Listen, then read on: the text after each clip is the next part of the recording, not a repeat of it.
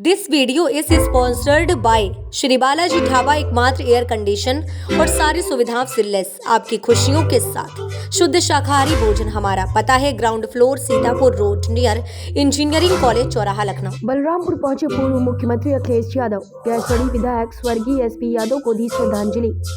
विपक्षियों पर जमकर बोला हमला।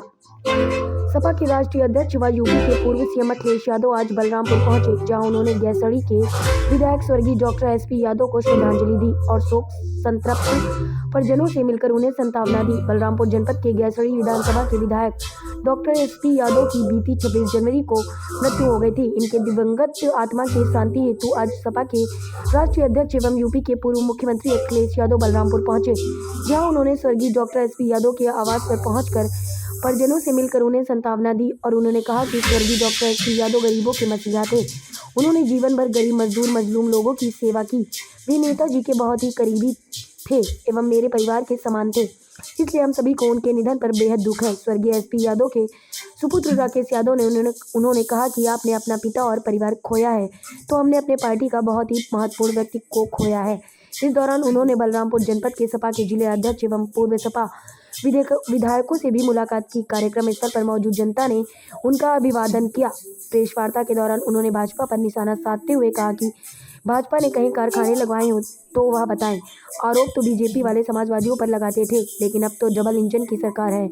40 लाख करोड़ का इन्वेस्टमेंट अगर यूपी में आ रहा है तो बलरामपुर गोंजा में निवेश क्यों नहीं आ रहा? बेरोजगार इजराइल जा रहे हैं, अग्निवीर के लोग कपड़े उतार कर सड़क पर आंदोलन कर रहे हैं। इससे भाजपा कैसे बच पाएगी? बीजेपी को इस बात की चिंता करनी चाहिए कि उनके सांसदों का परफॉर्मेंस क्या है। और यह जो नई आवाज़ उठी है पीडीए वाली, 90% लोग इसमें शामिल हैं, तो भारतीय जनता पार्टी कैसे बचेगी? जो लोग अभाव में जी रहे हैं, जिनके जीवन में कोई खुशहाली और रोशनी नहीं पहुंची, उनके लिए लगातार जीवन भर संघर्ष करते रहे। एसपी यादव जी जहां लोकप्रिय थे, समाज के सबसे गरीब लोग हैं उनकी लड़ाई लड़ते रहे। समाजवादी पार्टी के वो संस्थापक नेता रहे। यहाँ की जनता ने कई बार उनको चुनकर के विधानसभा में पहुंचाया।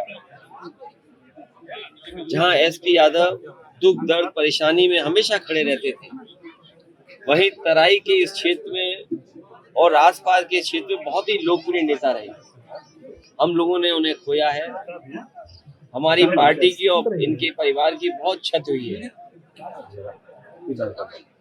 इस समय मैं परिवार से मिला हूँ और भगवान से यही प्रार्थना करता हूँ कि जो दुख उस परिवार पे आया है उसको सहन करने के लिए शक्ति मिले। डॉक्टर एसपी यादव जहाँ मंत्री रहे, उन्होंने विभाग को बहुत ही जिम्मेदारी से चलाया। नेताजी के साथ भी रहे, हमारे साथ भी रहे। जो राजनीति की समझ होती है, मैं समझता हूँ वो जमीन पर रहने वालों को ही वो राजनीतिक समझ होती है। और जिन लोगों ने उनके शुरुआती दौर से देखा होगा, वो जानते होंगे कि जीवन में कितना उन्होंने संघर्ष किया, कैसा समय देखा होगा उन्होंने, और राजनीति के तमाम संकट और राजनीति के तमाम उतार चढ़ाव से निकल करके आकर के उन्होंने राजनीति में एक स्थान बनाया। वो पार्टी के लिए, हमारे लिए हमेशा एक सम्मान की दृष्टि से उन्हें हम लोग देखते रहे और देखते रहेंगे। इंडिया गठबंधन को लेकर सवाल पूछ रही बीजेपी, तंज कस रही है इंडिया गठबंधन को लेकर। अगले जी सवाल इंडिया गठबंधन बता दीजिए। देखिए, भारतीय जनता पार्टी अपने वोट को न बिखर पाए, इसलिए उन्होंने चलते चलते ये सम्मान देने का काम किया। अंग्रेज जी, इंडिया गठबंधन को लेकर भाजपा तंज कस रही है कि आप लोग दूल्हा अभी नहीं डिसाइड कर पा रहे कौन होगा। शहरी को लेकर भी कांग्रेस नाराज। देखिए, बीजेपी को चिंता इस बात की करनी चाहिए कि उनके सांसदों की परफॉर्मेंस क्या है। यहाँ तो मान लीजिए गठबंधन के सांसद जीते थे, लेकिन उत्तर प्रदेश की सरकार उनकी रही, दिल्ली की सरकार उनकी रही। लखनऊ से चल करके मैं बलरामपुर आया और मैं नीचे नीचे देखते आया कि अगर कहीं भी उन्होंने कोई कारखाना लगवाया हो तो बता दें हमें। जो आरोप समाजवादियों पे लगाते थे, अरे डबल इंजन की सरकार, और इन्वेस्टमेंट कितना, 40 लाख करोड़। अभी जो आपने गवर्नर स्पीच में पढ़ा होगा, 40 लाख करोड़ का अगर इन्वेस्टमेंट यूपी में आ रहा है, तो बलरामपुर में निवेश क्यों नहीं आ रहा, गोंडा में निवेश क्यों नहीं पहुंचा है? और इतने बड़े पैमाने पे जो बेरोजगारी है, इसका जवाब क्या है उनके पास? महंगाई का जवाब क्या है उनके पास? तो बीजेपी को चिंता करनी चाहिए। उनका सब सांसद इस संकट में है कि कहीं उनकी टिकट तो नहीं कट रही है। और जो हमें जानकारी मिली थी, मैंने पहले भी कहा, फिर दोहराता हूं उस बात को, कि सभी सांसदों की उनकी टिकट कटने जा रही है। जो एक सांसद है वो सीट बदलना चाहते हैं। तो सोचिए, अगर ऐसी परिस्थितियों में जिन्हें राजनीति करनी पड़ेगी तो क्या सीट जीतेंगे वो? इसीलिए जानबूझ करके दूसरों की चिंता उन्हें ज्यादा है, उन्हें चिंता अपनी होनी चाहिए। और हमारे साथी ने जो पूछा कि भारत रत्न, ये भारत रत्न अपने वोट को बांधने के लिए दिया जा रहा है, ये सम्मान में नहीं दिया जा रहा है। सम्मान तो है खैर उस बात को, क्योंकि भारत रत्न है, लेकिन अपने वोट को बांधने के लिए इंडिया गठबंधन होगा। और हमारी कोशिश होगी कि सीट का बंटवारा जल्दी हो, जीत और सीट, इसी आधार पर हम लोग आगे बढ़ेंगे। कितना टारगेट जीतिए, सीट लीजिए। टारगेट कितना रहेगा यूपी में? SC/ST OBC को लगभग 5 अरब रुपए का जमीन घोटाला हो गया, उनको मुआवजा तक नहीं मिला। मैं अपने पत्रकार साथी का धन्यवाद दूंगा।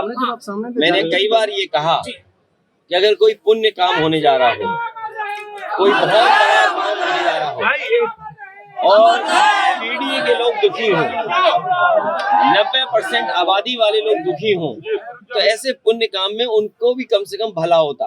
और अगर जमीन घोटाला हुआ है, वो भी अगर गोंडा है, बलरामपुर है या अयोध्या जैसी जगह पर, 3271 तो सोचिए आप कल्पना करिए कि किस नाम पर, किस सरकार में इस तरह का घोटाला हो रहा है। अखिलेश जी 2024 लोकसभा तो चुनाव में ये क्या संभावना देख रहे बीजेपी हैं? के लोग सबसे बड़े भूमाफिया हैं, याद रखना आप।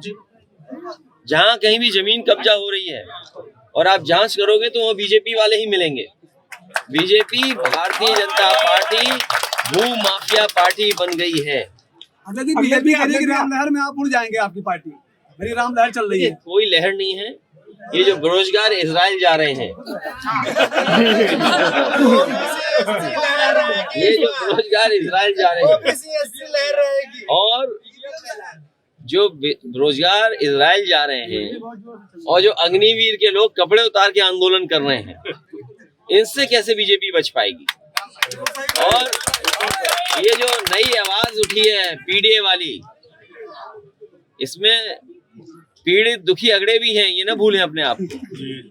जो पीड़ित हैं, दुखी अगड़े वो भी हैं, और पिछड़े, दलित, अल्पसंख्यक, आदिवासी भाइयों का ये समूह है और आदि आबादी के साथ आगे बढ़ रहे हैं। तो 90% लोग इस पीडीए में शामिल हैं, तो भारतीय जनता पार्टी कैसे बचेगी? भैया ये बताइए, आपकी पार्टी, वो चाहे नीतीश कुमार जी हो चाहे आप, है ना, जातीय जनगणना की बात करते थे।